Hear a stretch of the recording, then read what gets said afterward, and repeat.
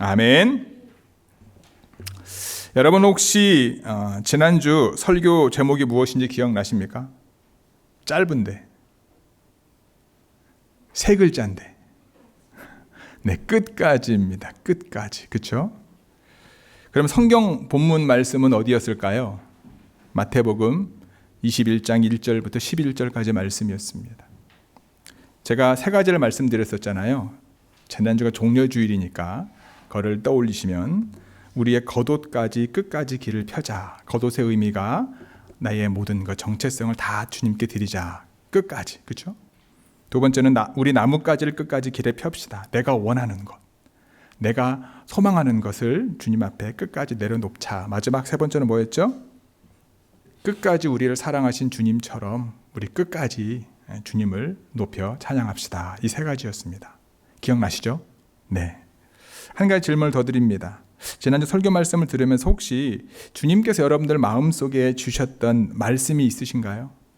설교를 다 이해하지 못하더라도 예배 시간에 그래 내가 이렇게 살아야지라고 나름 결단하셨을 텐데 그것이 무엇인지 기억하시는지요?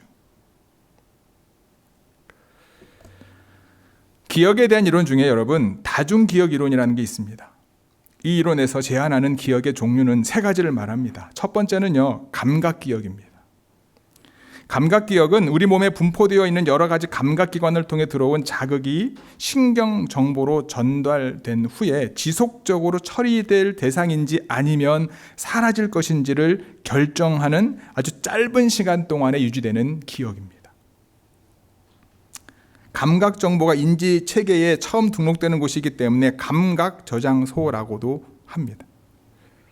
두 번째는요, 단기 기억이라고 얘기해요. 우리가 잘 들어봐 단기 기억. 단기 기억은 어떠한 순간에 우리가 머릿속으로 느낄 수 있는 즉각적인 자각으로 인간의 의식 속에 일시적으로 존재하는 기억을 말하는데 여기서는 이 이론에 의하면 20초에서 30초 정도 지속된다고 합니다. 즉 단기 기억에 입력된 정보는 암송하지 않으면, 되뇌이지 않으면, 무엇인가 그 다음 스텝을 밟지 않으면 시간의 지남에 따라 재빨리 사라져버리는 게 특징인 거예요. 그래서 단기 기억 이론에 의하면 주의를 받은 정보, 내가 무엇인가를 알게 되었거나 깨닫게 되었던 그 정보는요, 중간 단계 단기 기억으로 들어가서 어떠한 나의 어떤 노력이죠. 뭐 암송이 될 수 있고 다시 읽는 거일 수 있고 묵상하는 거일 수 있죠. 이 과정을 거쳐야만 비교적 장기 기억으로 갈 수 있는 확률이 더 많다라고 말합니다. 세 번째는 장기 기억입니다. 기억 정보가 뇌에 입력되어서 매우 오랜 기간 동안 저장되는 장기 기억, 감각 기억과 단기 기억과 달리 이 이론에서는요, 이 장기 기억의 기억 용량을 얼만큼 잡을까요? 우리가 컴퓨터에 보면 하드웨어 용량이 있잖아요. 뭐 요즘은 옛날에는 1기가마다 엄청났어요. 요즘은 뭐 1기가 갖고는 택도 안 됩니다. 그렇죠? 1테라. 테라가 얼마쯤 되신 줄 아십니까? 1기가, 10기가, 100기가, 1000기가 1테라예요. 1테라, 뭐 1테라도 보통 요즘은 따로따로 해가지고 2테라는 경우도 많고 그런데 그런 용량도 엄청나거든요. 엄청나게 큰 용량인데 이 장기 기억, 이 이론에 따르면 이 장기 기억의 용량은 기억 용량을 거의 무한대라고 봅니다. 인간이 가지고 있는 하나님이 주신 기억 용량이 무한대라는 거예요. 그래서 이 이론은요, 우리가 볼 수는 없지만 이 기억의 체계가 아주 시스템화되어 있다라고 이야기를 합니다. 각자 사람은 다를 거예요. 그 체계의 어떤 시스템은 다르겠지만 이게 논리적으로 정리되어 있게끔 우리가 나름대로 기억하는 장기 기억되어 있는 것들이 분명히 있다고 합니다. 근데 여러분, 우리가 말하고 행동하는 것이 어떤 감각이나 단기 기억에 따른 즉흥적인 반응이라고도 볼 수 있습니다. 그렇죠? 하지만 궁극적으로 우리의 삶의 방향을 정하고 있는 것은요, 우리의 반복적인 경험을 통해 쌓인 장기 기억, 그 장기 기억을 통해 가지게 되는 세계관을 가지고 우리가 삶을 살아가게 되는 경우가 많은 거예요. 제가 지난주 설교에 대해서 물어봤잖아요. 근데 우리가 대답하지 못하는 이유는 뭐예요? 장기 기억 속으로 저장되어 있지 않았기 때문이지 않을까? 들을 때는 그치, 맞아, 이렇게 해야지. 그리고 교회를 나서는 순간, 아니면 예배 끝난 바로 직후에 감각 단기 기억 속에서 잊어버리게 되는 현상이 발생하니까 우리가 기억하지 못하는 것이지 않을까. 여러분 스스로 자책할 필요 없습니다. 이것이 우리의 현주소고 보통 사람들은 그럽니다. 우리와 동일하게 오늘 본문에 등장하는 막달라 마리아와 다른 마리아도 예수님의 말씀을 그들의 장기 기억 속에 두지 않고 예수님의 무덤으로 찾아갑니다. 오늘 본문에 그들이 무덤에 찾아간 이유가 명확하게 나와 있진 않아요. 하지만 천사와의 대화를 통해서 보면 그들이 부활의 증거를 갖기 위해서 무덤에 간 것은 분명히 아닙니다. 오히려 무덤에 계신 누워있는 예수님을 보기 위해 갔다. 다른 복음서에 보면 향유를 가져왔다고 나오잖아요. 그래서 무덤을 처리하기 위해서 갔다라고도 볼 수 있는 거죠. 예수님의 시신을 보기 위해 무덤으로 갔던 두 여인에게 천사가 나타나서 말합니다. 뭐라고 말하죠? 우리 5, 6, 7절 함께 읽겠습니다. 시작. 천사가 여자들에게 말하여 이르되 너희는 무서워 말라. 십자가에 못 박히신 예수를 너희가 찾는 줄을 내가 아노라. 그가 여기 계시지 않고 그가 말씀하시던 대로 살아나셨느니라. 와서 그가 누우셨던 곳을 보라. 또 빨리 가서 그의 제자들에게 이르되 그가 죽은 자 가운데서 살아나셨고 너희보다 먼저 갈릴리로 가시나니 거기서 너희가 배우리라 하라. 보라 내가 너희에게 일렀느니라 하거늘. 아멘. 첫 번째 예수님께서는요 과거에 그가 말씀하시던 대로 살아나셨습니다. 예수님께서는 과거에 그가 말씀하시던 대로 살아나셨습니다. 아멘. 천사들은 두 여인에게 예수님께서 과거 말씀하시던 대로 살아나셨다라고 부활 소식을 전하고 있습니다. 예수님의 부활의 증거가 지금 두 여인의 눈앞에 있습니다. 천사가 증언하는 것처럼 두 여인이 찾고 있었던 십자가에 못 박히신 예수님께서 누우셨던 곳에 계시지 않았습니다. 그는 여기 계시지 않고 그가 말씀하시던 대로 살아나셨느니라. 이 천사가 전한 말을 여러분 기억하시기 바랍니다. 그는 여기 계시지 않습니다. 주님의 말씀하신 곳으로 가라. 거기에서 주님을 만나게 될 것이다. 두려워하면서 아무것도 못하고 그 자리에 주저앉지 말아라. 주님께서 살아나셨다. 벌써 떠나셨다. 너희를 만나기 위해 준비하고 계신다라는 거예요. 주님께서 이미 살아나셨는데도 아직도 죽은 예수님의 시신을 찾아다니는 분들이 많습니다. 예수님의 시체 앞에서 눈물을 흘리며 슬퍼하시는 분들도 있습니다.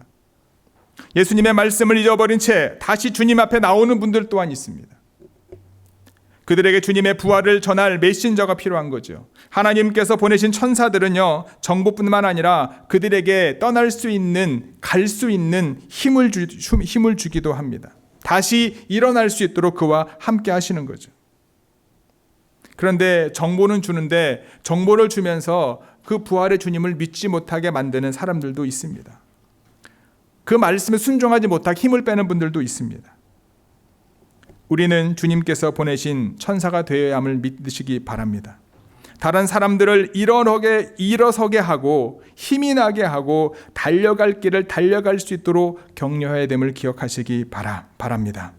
그가 말씀하신 대로 천사는 그가 말씀하신 대로 말했습니다. 주님의 말씀을 다시 생각나게 하는 것 또한 천사들의 역할인 거죠. 예수님께서 이미 제자들에게 말씀하셨어요. 마태복음 26장 32절입니다. 읽겠습니다. 내가 살아난 뒤에 너희보다 먼저 갈릴리로 갈 것이다. 아멘. 주님께서 잡히시던 밤 제자들에게 주신 말씀입니다. 두 여인은 이 말씀을 읽고 있었습니다. 천사는 말씀을 다시 일깨워주는 사람입니다. 예수님께서는 말씀하신 곳에서 기다리고 계십니다. 그래서 주저앉아 있는 이들은 그렇게도 주님 만나기가 어려운 거예요. 순종함으로 믿음으로 듣고 순종하지 않으면 주님을 만날 수 없는 거죠. 주님의 은혜를 경험할 수 없는 거죠. 부활하신 주님을 만날 수 없는 거죠. 말씀하신 곳으로 순종하고 가면 그곳에서 부활하신 주님이 만나주시고 그들에게 주님의 능력과 은혜를 주신다라는 거예요. 제가 여러분들에게 메신저로 예수님께서 살아나셨습니다 라고 지금 전하고 있습니다. 아멘. 여러분들의 삶의 현장에서 여러분들을 만나기 위해 먼저 가셨습니다. 부활의 능력으로 주님과 동행하는 저와 여러분 모두가 되기를 바랍니다. 두 여인에게 부활의 소식을 전해주고 다시 일어설 수 있는 용기를 주었던 천사들처럼 저도 여러분들에게 부활의 소식을 전하며 주님께서 힘과 용기를 주실 것임을 선포합니다. 여러분들도 여러분들의 삶의 자리에서 부활의 소식을 전하고 절망과 좌절 가운데 있는 이들에게 부활의 생명을 공급해 주는 하나님의 통로가 되기를 주님의 이름으로 간절히 축복합니다. 두 번째는요, 예수님께서는 지금 평안하냐라고 우리에게 말씀하고 계십니다. 8절 9절 함께 읽겠습니다. 그 여자들이 무서움과 큰 기쁨으로 빨리 무덤을 떠나 제자들에게 알리려고 다름질할세 예수께서 그들을 만나 이르시되 평안하냐 하시거늘 여자들이 나아가 그 발을 붙잡고 경배하니. 아멘. 천사의 소식을 들은 두 여인, 이 두 여인은요 무서움과 큰 기쁨으로 빨리 무덤을 떠났습니다. 그들이 무덤을 떠난 이유가 무엇입니까?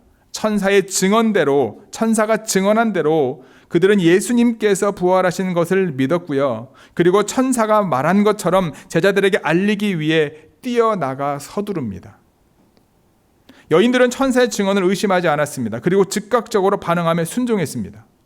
하지만 두 여인의 감정은 두 가지였죠. 뭐였습니까? 바로 무서움과 큰 기쁨이었습니다.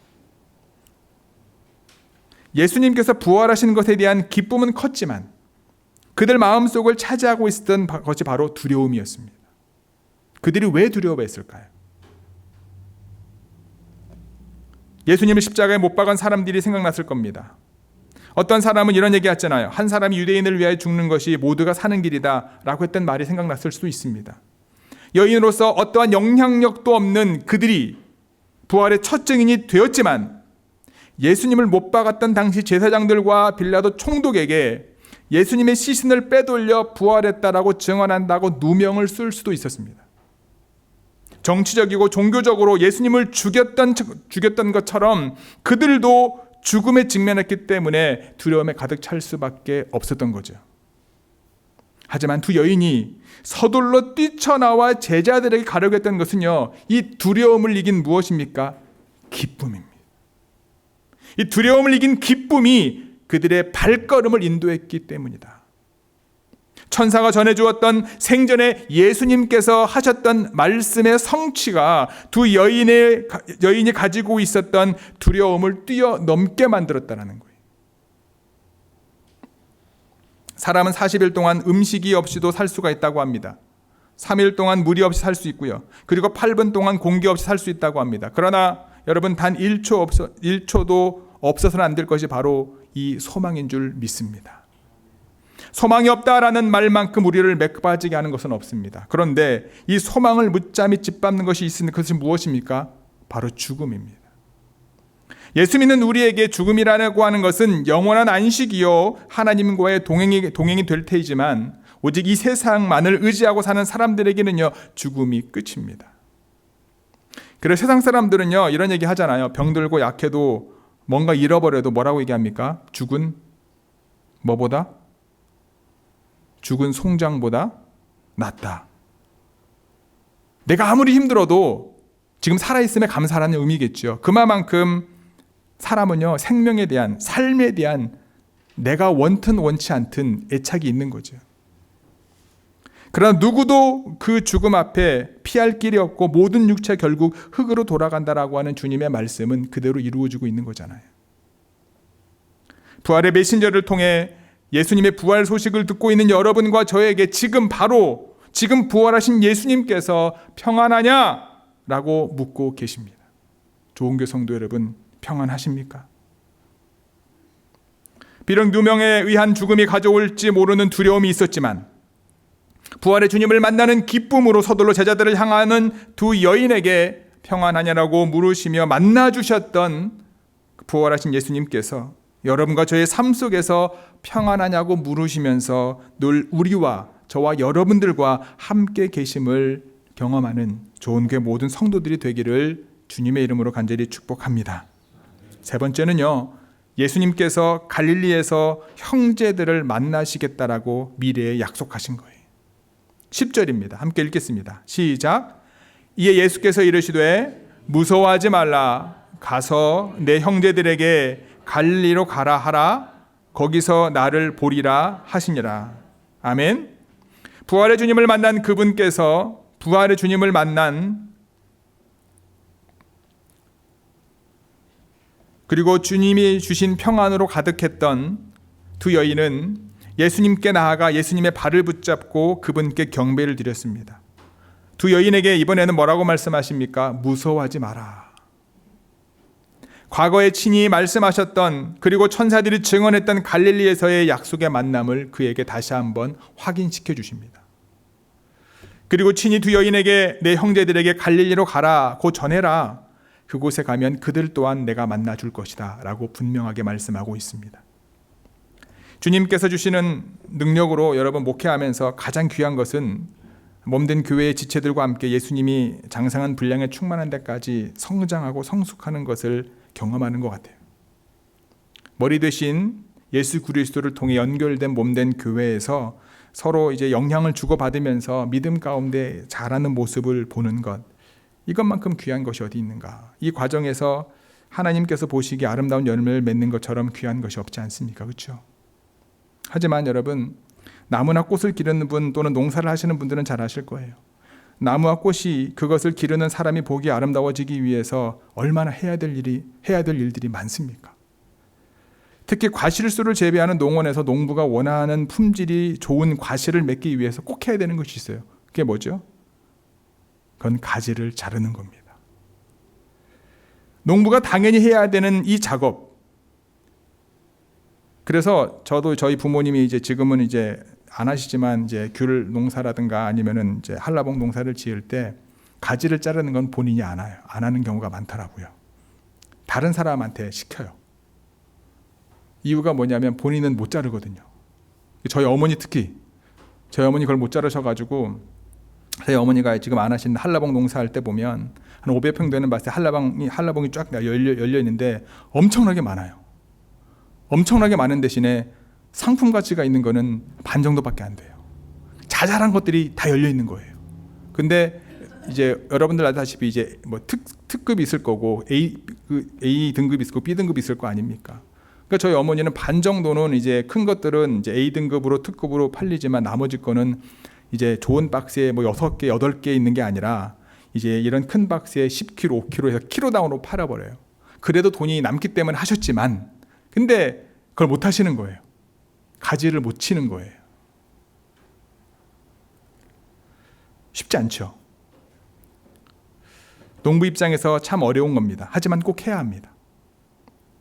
목회하면서 가장 가치 있고 귀한 것이 함께 예수님의 사람으로 세워지는 과정인데 목회하면서 또한 가장 힘든 것이 뭐냐 하면 이 과정 속에서 때로 서로 상처를 주고받는 거예요. 한 몸이기 때문에 상처를 주고받는 것 여러분 당연하죠. 내 몸 안에 상처가 나면 어떻습니까? 아프잖아요. 아까도 저희 지금 인터넷이 문제가 있거든요. 이 지역이 다.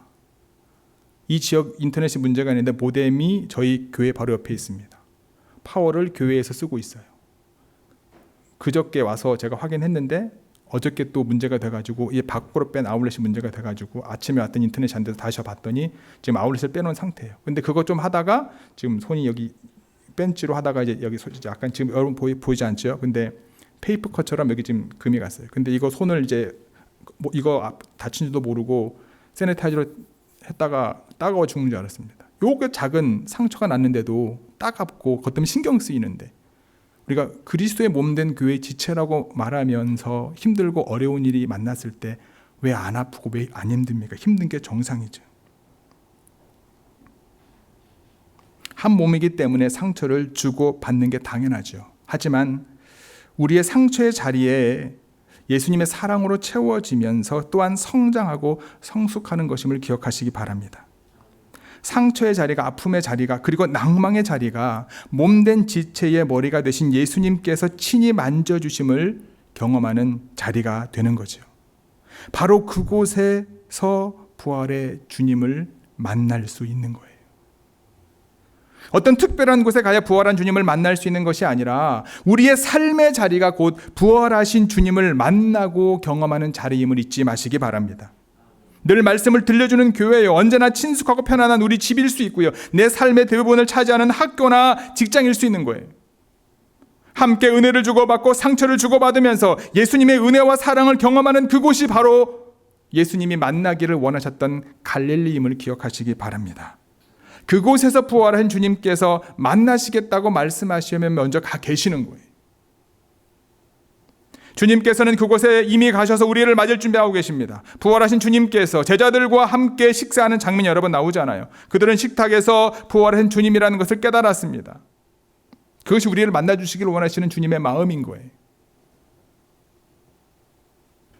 일상 속이 바로 주님이 우리를 만나기를 원하시는 갈릴리임을 기억하시기 바랍니다. 마태복음 28장 19, 20절 같이 읽겠습니다. 그러므로 너희는 가서 모든 족속을 제자로 삼아 아버지와 아들과 성령의 이름으로 세례를 베풀고 내가 너희에게 분부한 모든 것을 가르쳐 지키게 하라.